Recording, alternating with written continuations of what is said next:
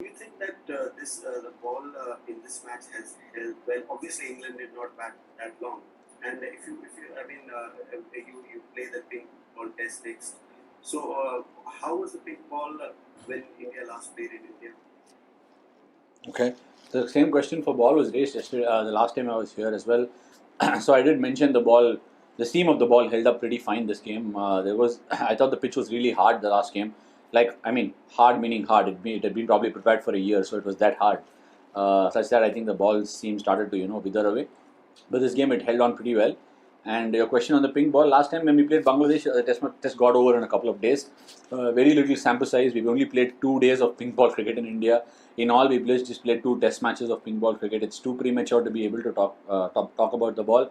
The challenges it brings, everybody knows what sort of challenges it brings. We'll need to be able to embrace it and get on with it.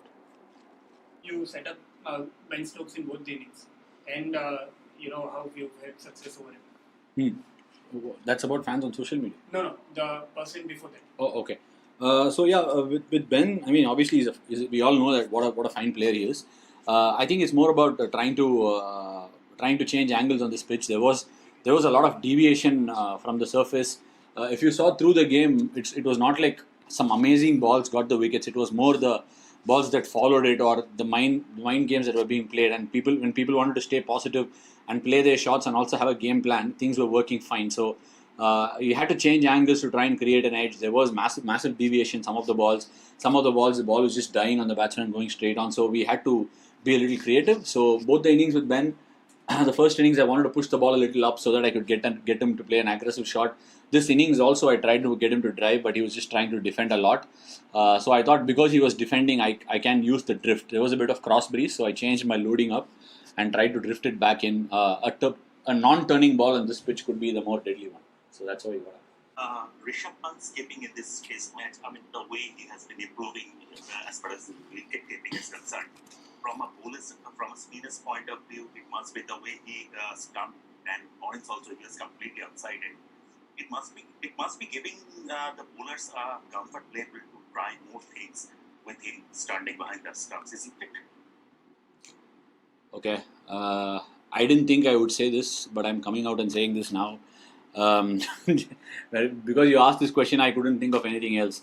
About 2 months ago, we had a cricketer called Cameron Green who made his debut for Australia. And even before he made his debut, everybody said he's the next big thing. And as he was playing, I think he got 150 in the entire series. I don't think he got a wicket through the series. But how much he was built up and how much confidence he was being given in Australia made me reflect back and think about how we as a community treat our cricketers when they come through, the young ones. It gave me a massive perspective. Rishabh Pant is an excellent cricketer. There are many more excellent cricketers who are there in the squad and are outside the team scheme as well. They are all excellent cricketers. We believe they're excellent, and that's why they end up playing for the country. And when they play for the country, it almost gets like to a point where we feel like we are searching for what's wrong with them. Rishabh Pant was always going to be a good cricketer. He was always going to improve. Only if we back them in such a way that they can improve, they will improve faster. But if you're going to find those loopholes and faults, cricketers are going to, take that much more longer. So I think it's a more of a mindset issue for us. And I think as a community, we should be able to embrace how good a cricketer is, how much we can see a lot of positives, but when we tend to choose to see a lot of negatives. So if we can see a lot more positives, I think we'll see a lot more champion cricketers. I just wanted to know if you had any dreams of playing in the T20 World Cup this year, considering you were in good form in the IPL and you've been in form of late also. Look, dreams are what you have when you're really young, right? And you're thinking of what's going to come in front of you. But for me, it's very realistic. It's not a dream. But I mean, look, the space I am in right now is that I'm enjoying whatever I'm doing on a day-to-day basis. It's been more on the process. It's been about what, how, and when, rather than this, that, and there. That's something which can make you chase and make you desperate. There are a lot of cricketers who've done very, very well for India in different formats of the game over the last couple of years. I've been out of the team for the last 3 years of the white ball format, but every time I've gone on to get an opportunity in the IPL, I've put a very earnest attempt and contributed in whatever way I can. If the team deems it fit, and obviously I will think I'm good enough, but if I get my opportunity, I'll give it my best crack. final question now. The final question from Ankita Kriklu. She says a lot of controversies were heard about the pitch, but you seem to play an outstanding innings on this pitch, and Virat supported you really well. What was the conversation going on between the two of you at that time?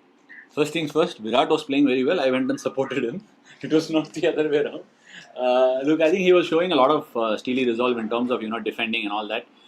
So from my side, I just wanted to go out there and carry out the plans I had in my head. However, I had practiced for getting into this game, expecting what the pitch might offer to the bowlers. So, and also the way I bowled and saw the pitch for a couple of days, I thought this is the way to play on this pitch.